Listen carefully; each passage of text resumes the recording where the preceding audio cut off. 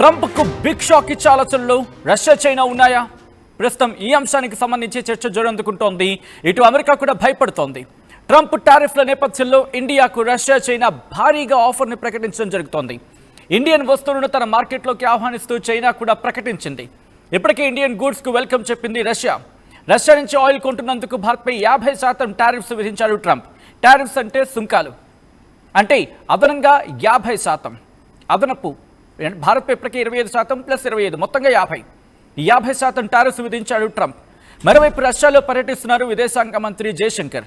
Remember interesting development 3 రోజుల పాటు ఆయన పర్యటనకు సంబంధించి మాట్లాడుకున్న సందర్భం. పుతిన్తో జయశంకర్ భేటీ ప్రస్తుతం ఆసక్తి కలిగిస్తోంది.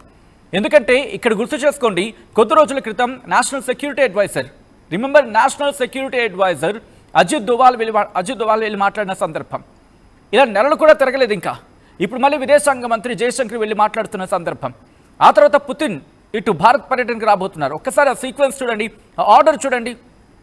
ఇటు రెండు దేశాల మధ్య బంధం ఏ స్థాయిలో బలోపేతం అవుతుందని చెప్పి, ఏ రష్యానైతే బూచిగా చూపించి భారత్ను భయపెడదాం అనుకుందో, ఏ భారత్ను బూచిగా చూపించి రష్యాను భయపెడదాం అనుకుందో అమెరికా, ఇప్పుడు ఆ రెండు దేశాలు ఏకం కాబోతున్నాయి. ఏకం అవడం మామూలుగా కాదు. ఇంతవరకు ఎవరికైనా డౌట్లు ఉంటే అవన్నీ పటాపంచలు చేసేట్టు. యూరోపియన్ యూనియన్ కూడా భయపడిపోతుంది, వణికిపోతుంది చెప్పాలంటే. ఎందుకంటే రిమెంబర్, ఎక్కడైనా భారత్ మీద ఇబ్బంది పడితే, భారత్ మీద అమెరికా టారిఫ్ల ఇంపాక్ట్ పడితే అది యూరోపియన్ యూనియన్ మీద ఇంపాక్ట్ పడుతుంది. ఎందుకంటే వాళ్ళకి ఎల్ఎన్జీ గురించి మాట్లాడుకున్న సందర్భంలో అటు రష్యా నుంచి వెళ్తోంది. ఇటు భారత్ని ఇబ్బంది పెడితే రష్యా వాళ్ళకి ఎల్ఎన్జీని ఆపేస్తుంది అనుకుందాం. యూరప్ చచ్చిపోతుంది, వచ్చే చలికాలంలో బెంబెలెత్తిపోతుంది, వణికిపోతుంది, గడ్డకట్టిపోతుంది మొత్తం యూరోపియన్ యూనియన్ అంతా.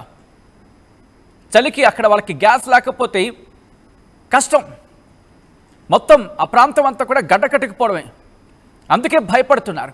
వాళ్ళు వెళ్తున్నారు ఇటు ట్రంప్ దగ్గరికి. అమెరికా టారిఫ్స్ విషయంపై పుతిన్తో చర్చించారు జయశంకర్. మరోవైపు అమెరికాలోనూ ట్రంప్పై తీవ్రమైన వ్యతిరేకత వ్యక్తమవుతోంది. భారత్ పట్ల ట్రంప్ వైఖరిని నిరసిస్తూ అమెరికన్ ఆర్థికవేత్తలు ఆందోళన వ్యక్తం చేస్తున్నారు.